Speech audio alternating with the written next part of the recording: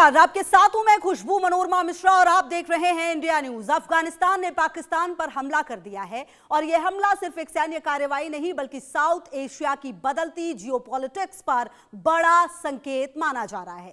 Afghan air force ने पाकिस्तान के बलूचिस्तान और खैबर पख्तूनख्वा में मौजूद आतंकी ठिकानों को निशाना बनाया है।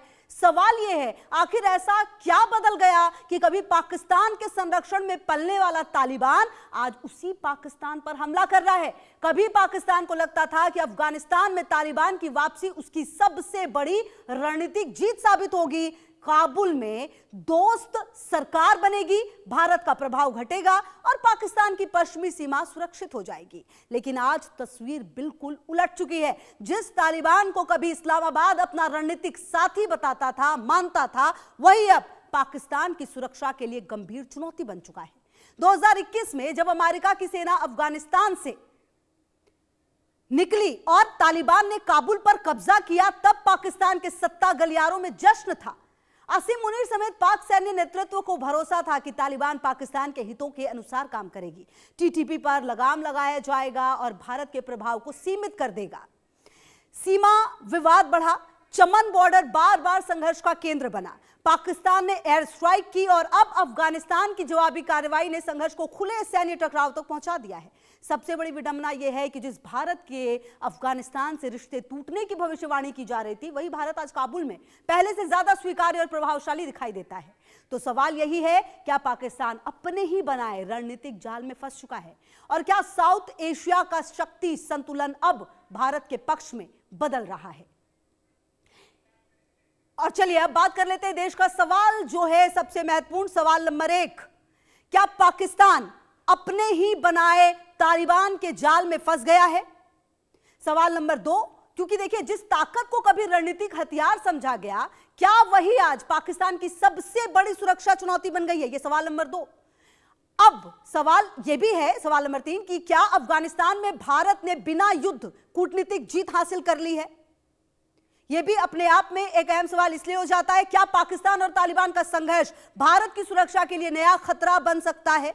यह सवाल नंबर 4 जो आप देख रहे हैं अपने टीवी स्क्रीन पर इस वक्त। इसके अलावा सवाल नंबर 5, दक्षिण एशिया का नया शक्ति संतुलन किसके पक्ष में जा रहा है? लेकिन इन सवालों के बीच समझिए, यह भी सबसे पहले समझते हैं कि तालिबान का पाकिस्तान पर हमला इतना बड़ा क्यों माना जा रहा है, कि आखिरकार यह हमला इतना बड़ा क्यों है, इतना बड़ा मुद्दा क्यों है ये? अब यह आप समझ लीजिए फटाफट। मुद्दा नंबर 1, हालिया दिनों में पाकिस्तान अफगानिस्तान सीमा पर तनाव अचानक बढ़ गया है।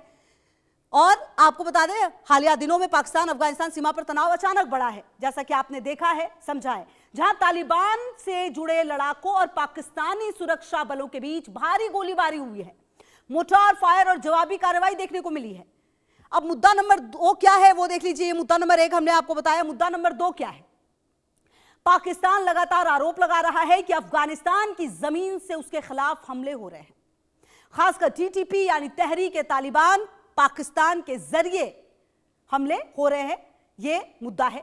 इसके अलावा मुद्दा नंबर 3 क्या है? सबसे बड़ा सवाल यही है कि जिस तालिबान को पाकिस्तान कभी प्रभावित करता था, अपने हक में रखने की कोशिश करता था, आज वही उसके खिलाफ बोल रहा है, उस पर हमला कर रहा है। जी हाँ, ये वो तमाम मुद्दे हैं जो लगातार हम आपको बता रहे हैं कि किस तरीके से ये मुद्दे अब इतने बड़े हो गए हैं, इतने महत्वपूर्ण हो गए हैं।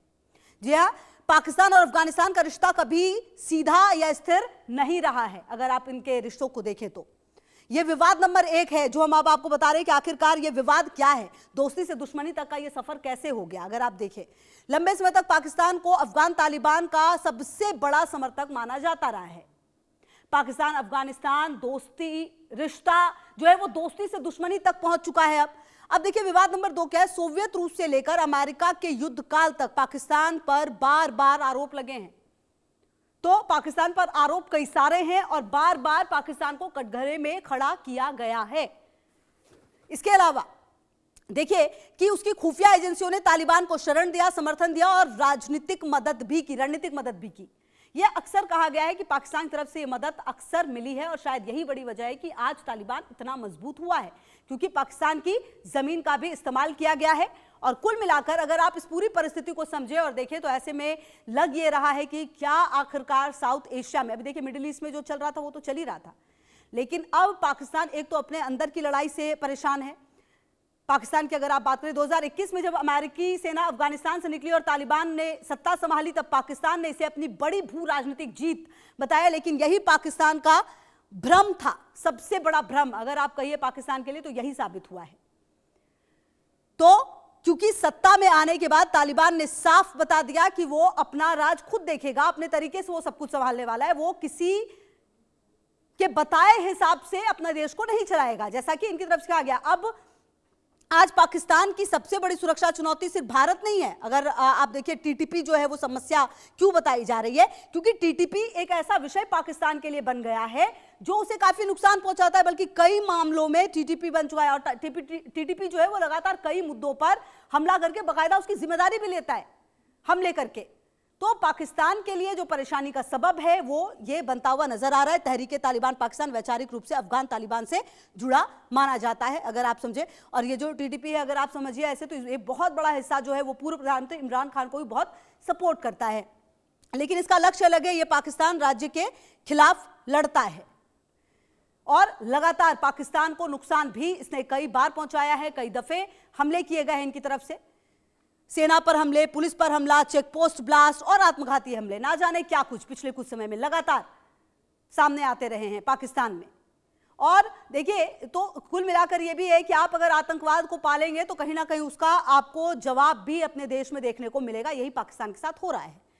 अब पाकिस्तान और अफगानिस्तान के बीच सीमा विवाद दशकों पुराना है और इसका केंद्र है डुरंड लाइन। संकट नंबर 1 क्या है? बॉर्डर विवाद है, सिर्फ सीमा नहीं है, पहचान का भी संकट है। डुरंड, जिसको कि पाकिस्तान मानता है, अफगानिस्तान मानता ही नहीं है। ब्रिटिश काल में खींची गई सीमा ने पश्तून आबादी को 2 हिस्सों में बांटा, जिसे लेकर विवाद आज तक खत्म नहीं हुआ है। मतलब वो विवाद जो तब का था वो अभी भी बना हुआ है, ये संकट अभी भी बना हुआ है, ऐसा कहा जाता है। फेंसिंग विवाद, अवैध घुसपैठ, आतंकी आवाजाही, तस्करी और शरणार्थी दबाव जैसी समस्याएं लगातार तनाव बढ़ाती रही हैं यहां पर। तो यही वजह है कि ये सीमा सिर्फ नक्शे पर नहीं है, मतलब नक्शे पर ये दिक्कत नहीं है, एक लाइन नहीं है डुरंड, बल्कि पहचान, शक्ति और नियंत्रण का संघर्ष बन चुकी है, ये कारण बन चुकी है। बॉर्डर विवाद नंबर 2, चमन बॉर्डर की बात करें, इसी रास्ते से व्यापार, आवाजाही और सामान का आवागमन होता है। चमन बॉर्डर बारूद का दरवाजा इसे क्यों कहा जाता है और इस पर विवाद क्यों है, ये भी देखिए। क्योंकि आपको बता दें कि पाकिस्तान और अफगानिस्तान के बीच ये इलाका है जहां पर बार बार गोलीबारी और संघर्ष का केंद्र ये बनता जा रहा है। चमन बॉर्डर की अगर आप बात करें तो ये, क्योंकि ये रास्ता जो है व्यापार के लिए और सामान के आवागमन के लिए होता है, लेकिन अभी फिलहाल ये सीमा मार्ग बंद होता है तो असर सिर्फ सुरक्षा व्यवस्था पर नहीं पड़ता, बल्कि कहीं ना कहीं जितने भी सामान आदान प्रदान करना है, लेना है, देना, सब कुछ रुक जाता है। ये सीमा मार्ग अगर बंद होता है तो असर सिर्फ सुरक्षा व्यवस्था पर नहीं है, बल्कि व्यापार, दवाइयों की आपूर्ति और स्थानीय अर्थव्यवस्था भी प्रभावित होती है। तो कुल मिलाकर ये लाइन कितनी इंपॉर्टेंट है ये देखिए। और ये हमने आपको बताया है कि 16 मार्च को पाकिस्तान ने अफगान सीमा के भीतर एयर स्ट्राइक की, ये कहते हुए कि निशाने पर टीटीपी के ठिकाने थे। ये क्या है? पाकिस्तान के अफगानिस्तान पर एयर स्ट्राइक विवाद क्या है, अगर आप इस पूरे विवाद को समझिए तो। विवाद नंबर 2 क्या है? लेकिन अफगानिस्तान ने आरोप लगाया कि इन हमलों में नागरिक मारे गए। मतलब कि कहा यह गया कि हमने तो हमले किए आतंकवादियों को खत्म करने के लिए, लेकिन अफगानिस्तान ने कहा कि नहीं, हमारे तो नागरिक भी मारे गए हैं। ये विवाद नंबर 2। बच्चे प्रभावित हुए, रिहायशी इलाकों के साथ अस्पतालों को भी नुकसान पहुंचा, जिसमें 400 से अधिक लोग मारे गए हैं। अब तालिबान ने इसे अफगान संप्रभुता का उल्लंघन बताया, यानी यह संघर्ष अब। विवाद नंबर 3, तालिबान ने, जैसा हमने आपको बताया, अफगान संप्रभुता का इसे उल्लंघन बताया और परोक्ष नहीं रहा ये वार, अब बल्कि सीधे टकराव की तरफ बढ़ा है। कई विशेषज्ञ मानते हैं कि पाकिस्तान की सबसे बड़ी रणनीतिक भूल यही रही है। भूल नंबर 1, पाकिस्तान की रणनीतिक भूल, ये क्या भूल रही है उसकी वो देखिए।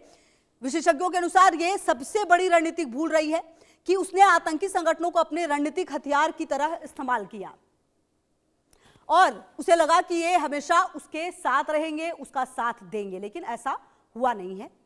और आपको बता दें, कम समय के लिए इन संगठनों ने पाकिस्तान को अपने विरोधियों पर दबाव बनाने का साधन दिया, कम वक्त के लिए। ऐसा नहीं है कि बिल्कुल साथ नहीं दिया, लेकिन कम वक्त के लिए।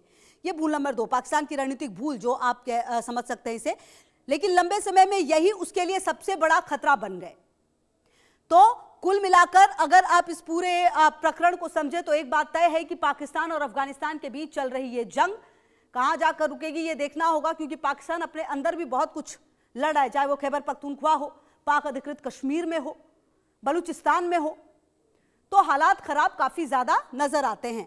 अब भारत की शांत कूटनीति, कूटनीति नंबर 1, भारत ने घबराहट में प्रतिक्रिया देने के बजाय शांत और व्यवहारिक कूटनीति अपनाई है। भारत की यह रणनीति रही है कि भारत कभी भी बहुत ज्यादा एग्रेसिव तुरंत बिहेव नहीं करता, टाइम लेता और उसके बाद अपना व्यवहार दिखाता है। भारत ने मानवीय सहायता, खाद्यान्न, दवाइयां और अन्य मदद भेजकर संबंध जारी रखा।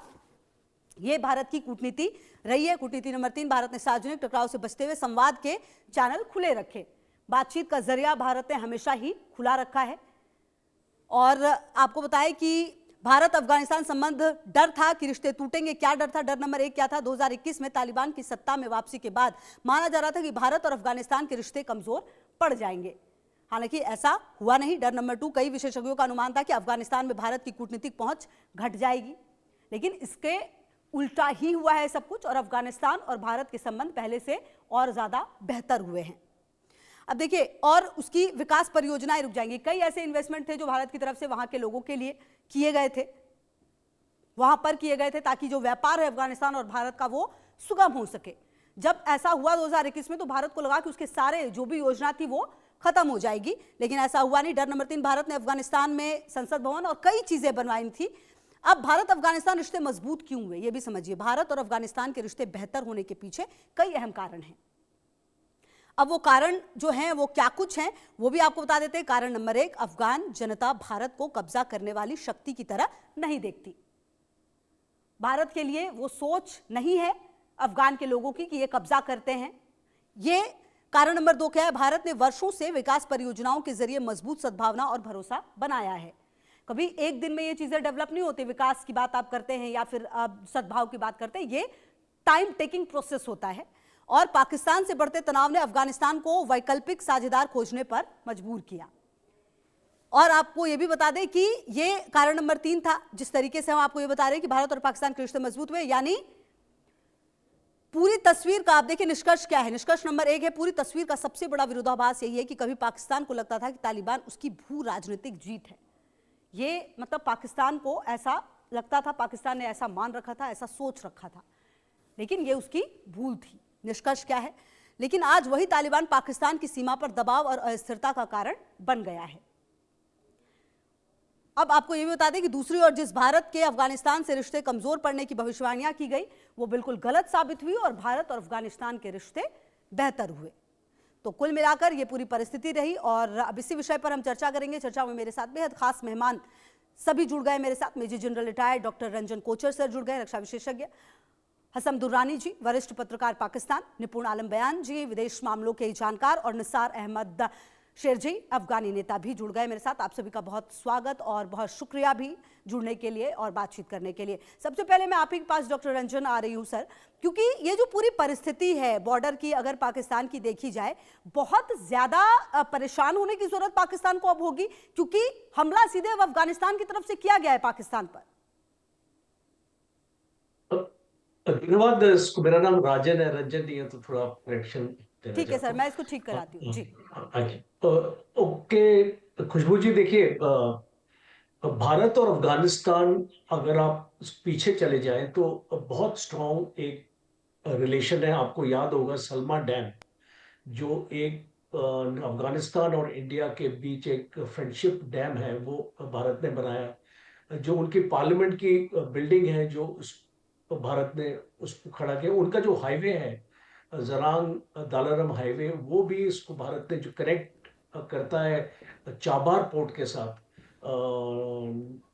हेरात की तरफ, तो उसको वहां पर भी एक बहुत इम्पोर्टेंट ये जो हाईवे बना हुआ है। और जो एजुकेशन और ह्यूमन कैपिटल वगैरह, $300 बिलियन की हमारी इन्वेस्टमेंट रही। और जो आपका एक्चुअली सवाल है, अगर मैं मिलिट्री पॉइंट ऑफ व्यू से देखूं, तो ये इसको बॉर्डर आप जानते हैं कि 2640 किलोमीटर का ये बॉर्डर है। और ये डुरैंड लाइन का सबसे इम्पोर्टेंट इसको मुद्दा था, जो ये अफगानिस्तान और पाकिस्तान के बीच में है। बिकॉज ये 1893 की हिस्ट्री लेके पाकिस्तान इसको बैठ गया है। अब आप देखिए, इसको यहाँ पे जो कम्युनिटीज रहती हैं, इसको जैसे पश्तून रहते हैं, आपके खैबर पख्तूनवा का एरिया हो गया, और दूसरा अफगानिस्तान की तरफ, तो वो इस वो भाई बहन है, बिकॉज एक ही फैमिली से, एक फैमिली उधर रहती है, एक फैमिली इधर रहती है, तो उनके बीच आप एक इमेजिनरी लाइन अपना बना रहे, बॉर्डर की फेंसिंग कर रहे, जो अफगानिस्तान ने अपोज करी, पहले से अपोज करता है, तालिबान ने भी अपोज किया है कि आप ऐसे मत इसको बाइफिकेट कीजिए। और आपने जैसे क्रॉसिंग्स का बताया, तुर्खम और चमन, ये इनकी दो मेन क्रॉसिंग्स है जहां से इनका ट्रेड होता है। और इस लड़ाई से पहले $2.5 बिलियन का ट्रेड था पाकिस्तान अफगानिस्तान के बीच। तो ये एक